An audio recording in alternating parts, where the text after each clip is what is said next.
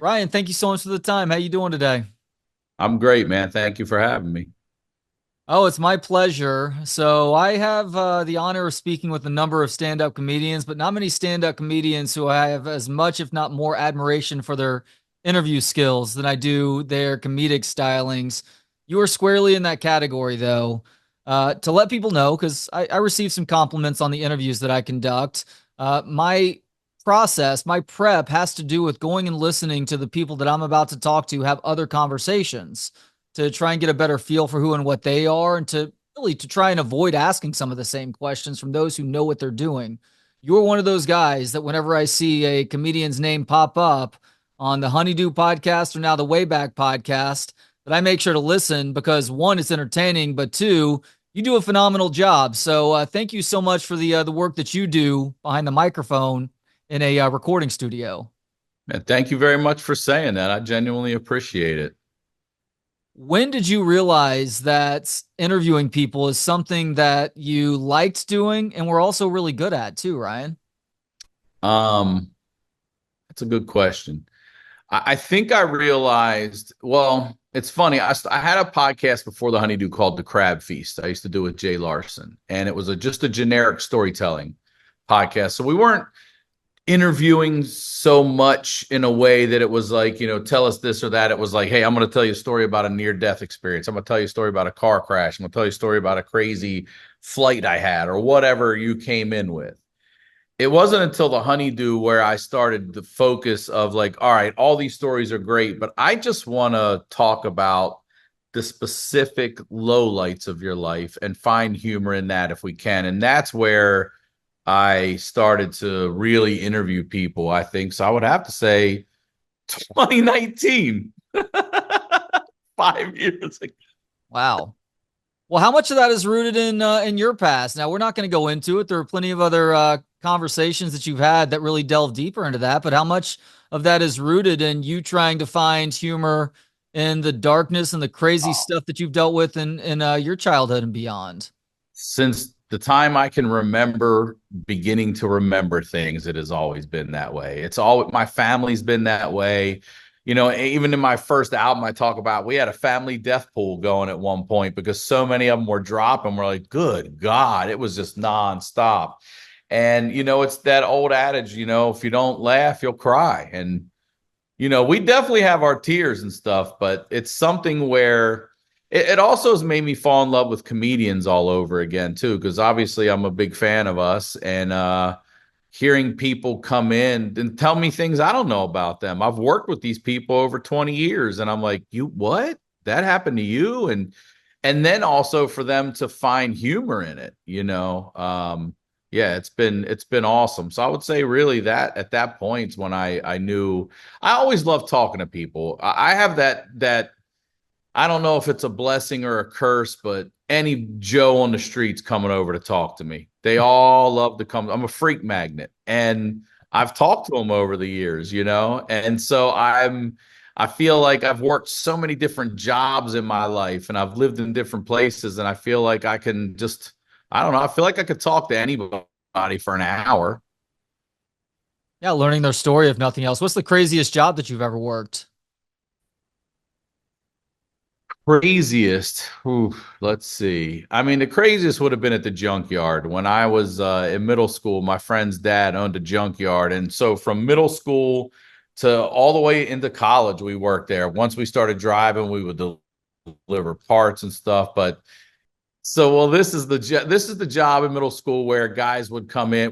Everyone was an ex-con, and not for murder or anything like that. It was grand theft auto. I said audio, grand theft auto.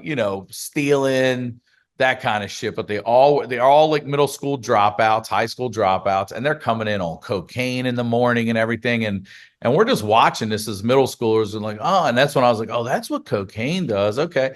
Oh, I'm driving stolen cars right now. I didn't know. That's one of my favorite things I found out later is I was unknowingly driving stolen cars. That's the craziest one. Yeah. It's the Well, most fun too. you didn't ever get pulled over driving one of those stolen cars, did you? No. So what happened was my friend's dad, I'm 16 now. And you're 16, you want to drive any chance you can get. Oh yeah. And he was like, we're just going to go up to this lot up here. There's a car there. They're dropping off. Keys will be in it. Just drive it and follow me back to the yard. I'm like, okay. And we're doing this a lot.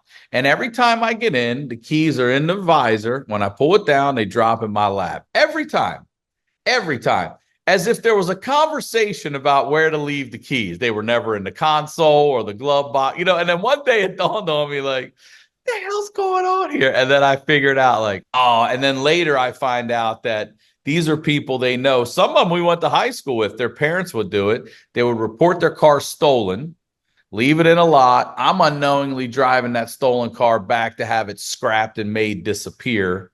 And I guess that went on for a while. Yeah. So people may not realize this, but I guess it shouldn't be as much of a surprise now that you grew up in Baltimore. That city has quite the reputation. Is that reputation earned, Ryan? It's earned, bro. It's earned. People keep sending me this TikTok of these guys that does drop-ins on cities. I don't know if you've seen him. And he does Baltimore and he picks 5 or 6 spots and he's like, oh my God. I'm like, yeah, those 5 or 6 spots are just like that. Yeah. Obviously, Yeah, there's they the are. pain. It's earned. Obviously, there's a What's pain that? I'm sorry. suffering that can be that can be very conducive to a good stand-up comedy town. But I have to admit, I don't know a ton about Baltimore as a stand-up town. You're from there, Stavi's from there, but you hear a lot more about the DC guys. Is Baltimore a good stand-up comedy town too? I mean, I can't say yes to that, but Maryland, I'll say this. Baltimore, no. I mean, Stavi's, the number one, no doubt of there right now. I'm proud of Baltimore too. That's the thing. My birth certificate's Baltimore. Everybody else you meet is from Maryland. And man, you got Martin Lawrence out of Maryland. Dave Chappelle, I believe, is like that Maryland, Virginia border. Patton Oswalt. And then you got Ari Shafir. You got Matt Fulcheron, you got Francisco Ramos. There's 3 or 4 I'm missing, and they're all Maryland guys. Is Baltimore a good place to go perform stand-up, or is it hard for you to gauge properly since you're from there and you probably have some people that you know from your past showing up at performances? Yeah, I would say I'm biased, and I probably get a little weighted heavier than other people might. So that's a better question for somebody else. But the answer for me is yeah, no doubt. That's excellent, excellent. So I don't want to make any assumptions, but are you a Ravens fan also? Oh yeah, big time. What did you think about that first Yeah. game? That was a tough L there. Oh, here's the thing, man. My Baltimore love. I go back and I brag about that city because Baltimore, to me, I know people are going to argue all they want to, but statistically, it's the greatest football sports town, and I'm going to tell you why. We had the original Baltimore Colts who won NFL championships before they were a Super Bowl. Those Baltimore Colts then go on to go to 2 Super Bowls, the famous name if they lose, but they do beat the Cowboys in 1970. Then we lose our team and we get a USFL team from Philadelphia now called the Baltimore Stars. And what do? We win the USFL championship. The NFL says you're not good enough. What do? They gave us a Canadian football team, my man, the What? Baltimore Stallions. I forgotten And about. what did we do? We're the only team in America to ever win the Grey Cup, motherfucker. That's what we did. We won it. That's what we did. And then they took that from us and said, you're still not good enough. And then we got the fucking Ravens and we won 2 of them already. So you tell me a better Baltimore. Anytime we've gotten a chance, whatever if they threw at us, we took it all the way to the top and won the fucking thing. We weren't the Cleveland Browns. Yes, I know we got their team, and I was not a fan of the way we got it at all because our team's going. However, 3 years later, they're like, oh, Cleveland's done so much in the NFL, they should have a team. What the fuck have they done? They've had the number 1 and 2 top picks for decades, and they haven't even found a goddamn quarterback. They just gave the franchise to Deshaun Watson. They're getting his levy. Are you fucking kidding me? You don't fucking mortgage the house on a guy that can't keep his dick to himself like that. And now they're already talking about pulling his ass out. Cleveland fucking sucks, and they deserve to have their team taken away. That's what you put on the fucking field since 1999. They can talk about us all they want to. 2 fucking bowls, several AFC championships, and we're 2-0 in the Super Bowls. We didn't just get there. So all that said, yeah, that fucking half a toe hurt, bro. That hurt. Here's why it hurt. For them to say immediately, not a touchdown. All right.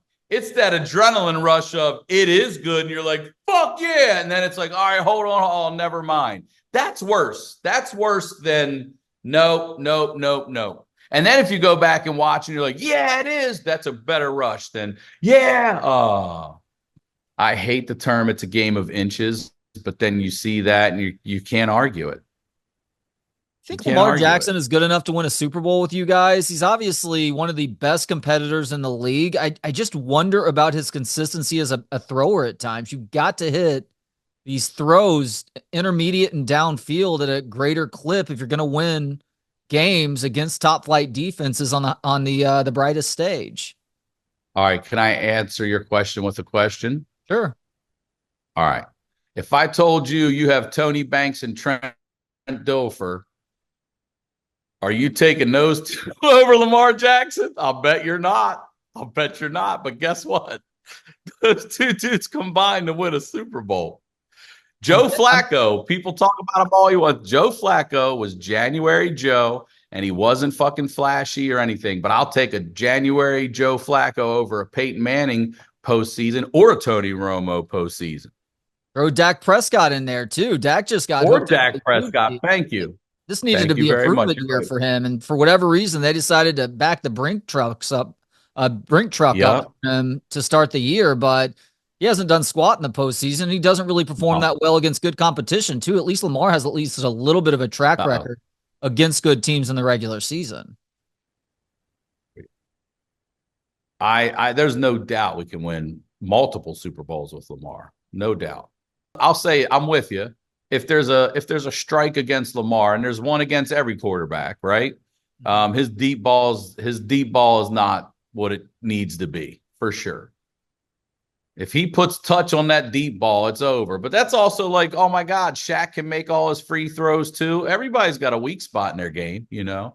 Yeah, that's So true. let's exploit the intermediate and short run. I'm also just stoked that I cannot believe, like, I'm a football fan. The one thing losing the Colts did and not having a football team for so long is it made me a football fan. I got to watch other teams and be like, okay, now I'm learning about Walter Payton and I'm learning about, the Raiders, and I'm learning about these different teams and guys. And Derrick Henry's a guy that I would want to watch every week, whether he's on my team or not. And now I can't believe we get to watch that dude line up with Lamar and see what they try to come up with. I'm excited to see what they do. Yeah, I'm disappointed it no longer looks like he's got a lemur coming out of the back of his helmet. He's changed his hair up a little bit, but he is still a badass. And for a guy to be that big, to be able to outrun everybody for 90 yards to get into the end zone, will always remain impressive. There is one guy on your roster that I don't think has a flaw. It's Austin native and former Texas Longhorn Justin Tucker, who is the best kicker in NFL history and can No see doubt. the area if you really like him to, too. He can. I want to say this real quick about Derrick Henry. Derrick Henry makes Lamar look like a high school kid. I mean, he is like a D end playing running back. It's crazy. To your boy Tucker, our guy. I mean, listen, here's the other thing. Let's give credit to Ozzie Newsome, first of all. Ozzie Newsome is so good at his job. He drafted a Hall of Fame kicker. Yeah. Justin Tucker's going into the Hall of Fame. Oh, yeah. No doubt about it. I would love to see his, and I know he would too, because he's a perfectionist. I'd like to see his 50-plus yard kicks get up there a little bit. He's only like 1 for 3 lately on the over 50s, and he's usually money. But that guy's given us so many throws. That Detroit Monday night game where he dipped it inside that field goal and we won, the record one. There's a video of me with my daughter watching it. When it first hits the post, I thought it bounced back toward the field, and I was like, oh, and then you see the refs go like this, and I'm like, oh my God. He's the best, dude. And yeah, he can sing opera. He's great. He's just great. Charismatic. You don't see the kicker like, revered as much on other temes. Like, they respect that dude. No, normally kickers are lunatic weirdos that you want to stay Yeah. as far away from as possible. Yeah, this guy is like, well, also respect. Like, they know he's going to be a Hall of Famer, and whatever you're doing, that's his job. His job is to kick that ball, and that dude's going to do it better than some of. I mean, how many kickers are in the Hall of Fame? I really don't even know. Vinatieri's got to go if he's not in there. Yeah, Vinatieri, the guy who had half a foot who was kicking some starters for the Dempsey or Saints, something like that. something Yeah. like that. Yeah, I don't know many others beyond That's those about two. it, dude. Who else should be? You know what I mean? You know, Morton Anderson, it's he was a good one. He was a good one. Yeah, that's true. It's interesting what you said about being forced to become a football fan without a franchise. That's happened to me in reverse because I was an Oilers fan growing up. Mm. Whenever the Oilers left for Tennessee, I tried to root for Tennessee, but they fell half a yard short from the Super Bowl, and I felt nothing. Couldn't root for the Texans. It's hard to like gain sports allegiance as a full-fledged adult. I tried, but it just wasn't working for me. So at this point, I just root for former Longhorns, just guys that I like rooting for, guys on my fantasy team, and I'll usually pick a team every so often. But it's hard not to gravitate towards that Baltimore squad because Harbaugh is a badass for one. I love Justin Tucker. Lamar Jackson is fun. They usually get a good assortment of weapons around him, and that defense is always salty. That's what's going to keep you guys competitive year in and year out, regardless of how good or erratic Lamar is, whether it's an MVP season or whether it's a season where it's a bit more of an ebb. That defense is always so damn good that you're going to be near, if not at the top of your division, and competing for an AFC championship game, if not another Super Bowl run. I mean, that's our bread and butter anyway, is defense and ground and pound. That's always what it is. To have Lamar is just like having a fucking transformer back there with that. You Yeah. know what I mean? Like, Yeah. if you go to the three levels, we got Matabike, we've got Roquan, and in the back, I mean, we're stacked. Kyle Hamilton, we got Marlon Humphreys back there. We got the new kid, Nate Wiggins is back there. Also have Peters. Yep, Yeah. he's there. No, Marcus Peters left. Did he? Okay. It was who's the kid? Marcus Williams from New Orleans. He came over Mhm. to play with us. Right. And then somebody else. There's studs. And then on the line, you got, our Lindenbaum, the center's already a stud. And then you got Lamar, Derrick Henry, and Ricard. I mean, that's a Pro Bowl fullback in there. And then Isaiah Likely comes out of nowhere. Oh my gosh. I mean, Mark Andrews is practically an afterthought right That's now. what I'm saying. Now you can't double Andrews anymore. Good luck. Good luck. You doubled him almost all night in Kansas City. Now see if you can double him up. That's We right. should we should be if we this is what everybody makes fun of us because this is Baltimore fans every year. If we can stay healthy, we should win this damn thing. That's what we believe every year. It's nothing else. It's if we could just stay healthy, we got this. We Uh, got this. Such a loaded if in sports, isn't it? I Yeah, it feel is. that way about the Texas Longhorns and a national championship possibility right now. So you've been doing stand up, Ryan, for around 20 years. I was surprised to learn. I think it was your interview with Rick Glassman recently that you only got passed at the store 2 years ago. Is that right? Yeah, about that 2 or 3 years ago. What Yeah. was that feeling like to get passed at such a stand up institution? It was awesome. It's a place, a building you're working in for so long, and it's something that you hope for. You can't control anything in this business. That's what you learn. And I'll tell you where you don't want to be on the Comedy Store. You don't want to be on that fucking sign out front because that's an RIP sign. You know what I'm saying? You don't want to be rest in peace on the fucking front of that building. So my goal was to make it on the wall before that fucking sign. And yeah, I was able to. Emily LaFord is booking, and she and I go back a ways, and she knew, and I really wanted it. But there's no shortcuts there. That's the thing. I don't care how long you've been in the game. I had to go do the Saturday shows and showcases like everybody fucking else does. And then I had to go do my showcase set in the OR, and they purposely put it in the OR because in the OR, there's three rooms there, and that's just a different one. It's a different animal. It's lower ceiling, and you've got a lot of tourists that come through who might be European. They might not speak that, might be English as a second language, and a lot of just people floating in and out. And it's sort of an open room where you can get up and leave if you want, that kind of thing. So it's a tougher room, I think, that room, and I think that's why they do it there. And then if you can do it there, you can do it in the belly room in the main room. So it was awesome. It was awesome to be I just took my daughter recently to show it to her on the wall just so, she knows what's up. That's really cool. See, I always assumed that the belly room was how you just described the OR. What's the belly room like? Oh man, the belly room. I forget which Dave Chappelle special. It might have been the Bird something or other. He shot two, if you remember, and there was a second one that was released in the belly. The belly holds about 85 people. It's super intimate. Wow. It is also low ceiling, but it has got a small little balcony over here. And you're very on top of the people. You know, we're all in there together and you feel that intimacy there. It's a really tight, small room and it's great. It's great.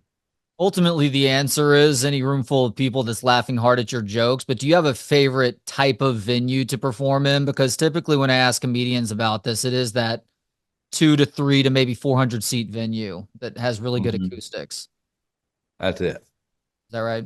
Two to 300, low ceiling, good acoustics, unobstructed view, and good, clean sound. That's all you need. What's the most people you've ever performed for? Well, I can't give myself credit. It's Tom Segura. I worked with him recently at I did the forum with him, which was 10,000 people. And then we went up and did where the Sharks play up in San Jose, and that was 12,000, 12 or 13,000. So those two. Were you having to try really hard to take your time on the jokes to let the laughs kind of rumble through the crowd before you move on to the next thing? It's funny you ask. Yeah, that's true. You do. Your 15-minute set might be a 12 to 13. You got to really give it time to let it hit the back, and you can't just be bang, bang, bang, you know. It is definitely a different timing for sure. What's the fewest number of people you've ever performed for? That's a good one too. I like this one. The fewest number I ever did was two, and I could tell you where it was. It was up at Universal Studios, and there was I can't remember what they're called, like Howl at the Moon. They're like piano bar, chain piano bar around, and they had one up there. And on like a Wednesday, they would do a comedy night, and the guys like you got to get up here. And there were good comedians on the lineup, and I was like, yeah, I know these guys. I'll come up. So I get up there, and there's two girls and they're sitting right in the fucking front row, dead center. And I'm like, dude, I'm leaving. We're not doing this. And the owner goes, ladies, do you want a comedy show? And they said, yeah. He goes, then we're doing it. And I was like, you got to have a minimum number. You know, the clubs do, by the way. The clubs, if you hit two, it ain't happening. You know what I mean? And these two ladies sat there and we all said, fuck it. And we each did like 10 to 12 minutes and just talked to them only the whole time. And that's the smallest two people. Were they a decent audience? Yeah, they were all right. You know, they were all right. But then we were like, you need to fucking sit here for every one of us now. You know what I mean? And there's eight of us, and you wanted this show. You don't get to leave. There's not enough people here. You're the show. So they stayed. That's And a they fair were all, trade-off. hey, listen, they were all right. You know what I mean? They weren't great. That's a fair You'd think they'd have trade-off. been yucking it up that they got their own show, no matter how bad it was, but they were all right. Oh man. All right. So you mentioned that you have a daughter. How old is your daughter, by the way? She'll be 10 next month. Oh, okay. You and I are in the thick of it then. I've got a almost 10-year-old daughter literally in next week, and then my son just turned 8. So we're Oh, squarely yeah. in that same category. What do you think the biggest challenge is for a parent in 2024, Ryan? Social media, TikToks, all this shit that poison that they can see. The fact, like, how old are you? 46. All right, you're a little younger than me, but I talk about all the time. Like when we grew up, you know, porn was a magazine in the woods. You know what I mean? Somebody had to give it to you. You had to go Now, over train tracks and into the yeah, little clearing. Yep.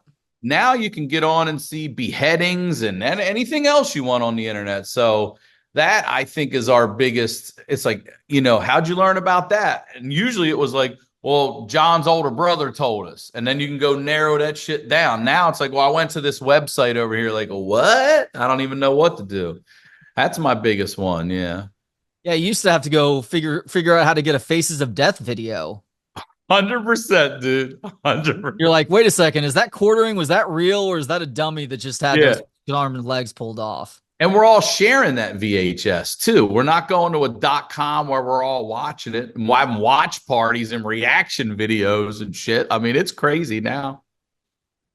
Have you and your wife talked about what the proper age is for your kid to have a phone? Because we're terrified about that. But half their classmates, and they're in third and fourth grade, half their classmates have phones or watches or tablets. I'm like, I don't necessarily want them having their own whatever until like high school. But what sort of asshole does that make me in the process? So just to be clear, I'm not married. We were never married. My apologies. No, you don't have to apologize. Just factual. Sure. So we're 50-50. So it's even harder. So that's why I wanted to say that, because what happens at mom's has to happen at dad's. So it's a little harder than having it under the same roof. So she recently got an iPod. So yeah, to answer your question, yes, we think sixth grade, middle school, which realistically is probably going to be the summer after she gets out of fifth grade. So that's where we're at with that, probably. It is a challenge because if you remember, our friends have older brothers and sisters. Sometimes my daughter's brother, her half brother, is 11 years older. So now you're looking at a kid who potentially those kids could get kids beer and shit like that. You know what I mean? So that's when we're going to buy it and pay for it. But you're right. There's already plenty of kids. Her friend has had a full-on working iPhone, and I'm not bullshitting you, better than mine since she was in first grade. First grade, dude. So yeah, and then of course your kid wants to keep up. That's only that. Well, why they've got one, I want one, and I have zero problem saying, even to my friend, like it's his ex that gave her the phone, and I said, look, it's inappropriate. Whatever. I'm not judging anyone else over there. For our unit, our family here, your mom and I, we feel it's inappropriate. We're not saying it's wrong. We're saying for us, it doesn't fit. You can have it when we tell you have it. My And that's daughter a how it's couple about. my daughter a couple years ago was pushing really hard for the Apple Watch, and I tried to come up with a compromise. So I got her one of those old school Casio calculator watches. Yeah. Not the How'd same. that go? Not the same. Now I'm the asshole, Ryan. Remember when you would have killed for that? I was like, Stella, we used to get under our bed at night and hit the light and be like, there's a light in this thing. There's a light in it. Now you may as well be wearing an abacus on your wrist. All right, last thing now. That's good. And I Yeah. really appreciate the time today. I love stand up. You love stand up. What do you love about stand up? Man, I love there's so much. I was saying back to the podcast, I love seeing these humans come in and take the ugliest moments and still find humor and laughter in them and then make you laugh about your shit. I love the honesty. I think stand-up comedy is the last place that we're allowed to be honest and open about everything, thoughts, fears, judgments. Everybody wants to go this whole PC way, but it's fine. But there has to be a place where we all can say, look, we're going to these establishments to get these weird thoughts out and laugh at things that are inappropriate or make us fucking feel a certain way. That's the only, where else are you supposed to do it? You can't do it at work. You can't do it anywhere else. I mean, the politicians don't seem to be minding it these days. They're fucking doing whatever they want, but you got to fucking have comedians out there that are the last truth tellers that exist today. And through getting canceled and all that, it's coming the other way now. It seems to be coming back like enough's enough. Everyone toughen the fuck up here and, have a little fun. They're jokes. That's the thing. They're jokes. They're things to make you think and laugh. It's our job is supposed to be to talk about something. And again, what hasn't been talked about? Sex, drugs, marriage, life, death, education, you name it. Our job is to find a way to talk about these mundane things and say words that we all use in a different way than you've heard before and still somehow relate right to your fucking heart and mind and elicit laughter out of you. That's our job. That's Great it. answer. He is Ryan Sickler. The latest stand-up special is out on YouTube now. It's called Lefty's Son. You can also check out any of his great podcasts, The Honeydew, The Way Back, and I think you can get The Honeydew Y'all through his Patreon. Find info for all of that through his website, ryansickler.com, and check him out in person here in Austin this Friday at 7:30 at the Vulcan Gas Company. You can either go to ryansickler.com or vulcanatx.com to snag those tickets. Ryan, thank you so much for the time. Thank you for all the work that you put into the comedy and also the interviews. And hopefully this isn't our last opportunity to have a conversation. Yeah, man. Thank you. Hopefully I'll see you there Friday. You're still watching or listening on YouTube, Spotify, or Apple Podcasts. I would greatly appreciate you subscribing. please do like today's episode. Thanks to Gentleman Jesus for the intro and outro music. Hear more of his work at gentlemanjesus.com. Thanks to you for hanging out. For more of the show and to connect on social media, visit booksonpod.com. Talk to you next time on Books on Pod.